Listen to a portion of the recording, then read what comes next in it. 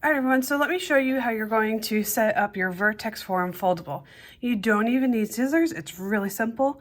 You want to start off so your paper has the title Vertex form on the left-hand side, and then take this edge of your paper and fold it over to that dotted line and just crease it. Okay, just like that. Now we're going to start by identifying some key parts of Vertex form on the front, starting with A, H, and K.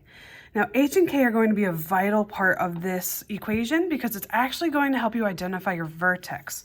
So for H is going to be the X value of your vertex. So let's start off by writing that the vertex is parentheses, and then it's going to be the H, comma, K value. Now, if you look closely, within our equation, it's automatically, our H value is automatically following this X minus within these parentheses. And it's always going to be written like that. Now, the thing that you have to remember is this minus is already written for us.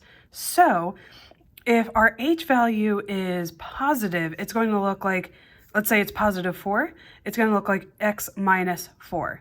Now, because it has that minus sign doesn't mean that that 4 is negative. It's only going to be a negative H value if it says X plus and then a number. So if H was negative 4, it'd be written as X plus 4. So that's a big thing to keep in mind. K is easy because it's already written with this plus sign. So if K is positive, let's say positive 2, it would be plus 2. If it was negative 2, it'd say negative or minus 2. So that's just one thing that we definitely need to keep in mind. Now, the other thing that H tells us is H tells us how much our parabola on a graph is going to shift horizontally. Meaning it's going to tell us how much does our parabola shift from left to right. Whereas our K value tells us how much our parabola is going to shift vertically. Meaning how much is our parabola going to shift up and down. So those are two key pieces of information that we can automatically identify from our H and K value. Now, the other thing we need to identify is our A value. And A is going to tell us two things. A is going to tell us, does our graph open up or down? So if A is negative A, it is going to, our graph is going to reflect over the x-axis.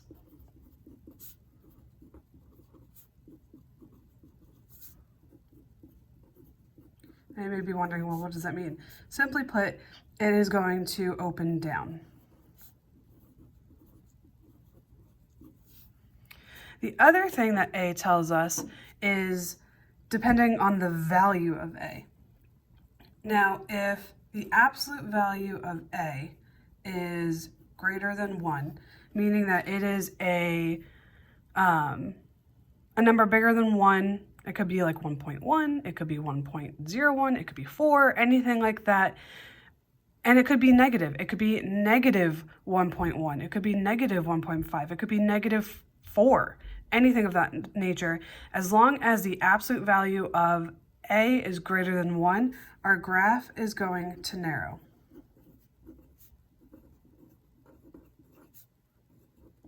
Almost looks like it's getting pinched.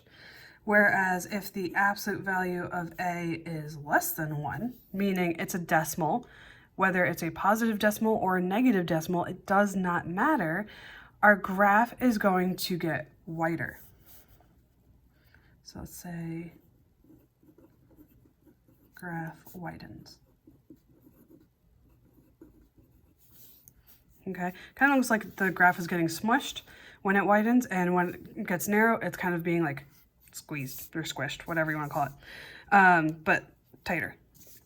Okay, now let's look at an example. So we have f of x equals x minus 1 squared minus 3. So the first thing we want to do is we want to identify our vertex. Now, given this, we see that it's minus 1 for our h value, which means that 1 is automatically positive. And we have minus 3 at the end of our equation for our k value. So our k value is negative 3. So automatically we can identify where our vertex is. Now before we start graphing this, let's go ahead and graph our original parabola, what we call our parent function, automatically on here. So without any changes to a parabola, your vertex is always going to be at the origin, and then you're always going to have a coordinate here, and then you're always going to have a coordinate at 2, 4. So 2, 1, 2, 3, 4. And then same thing on the negative side. So -1, +1, and -2, +4. So this is what our original parabola looks like before we do any changes to it.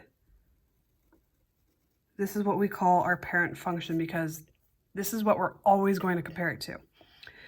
So for our new function, using this, we need to start by graphing our vertex. Always start with your vertex. It's always going to be the easiest place to start. So our vertex now is at 1, -3. So 1, -3. Okay, let's go ahead and put our vertex there.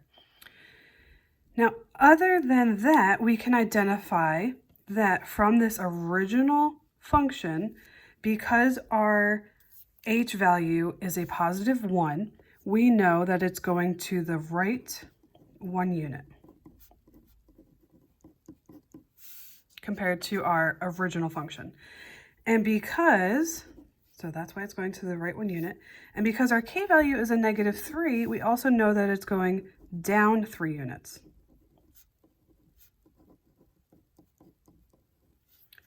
Now there's no change in our a value because you can see in front of our parentheses, there's no number there except for technically an invisible 1. So it's not going to change the shape of our parabola necessarily. Like our parabola is not going to open or, be condensed, whatever you want to call it. It's just going to remain as that shape.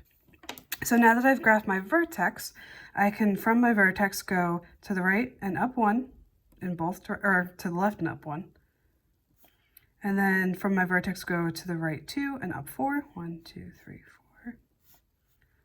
To the left 2, 1, 2, and up 4 as well. 1, 2, 3, 4. So this forms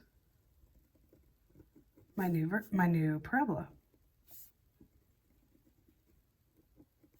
There you have it.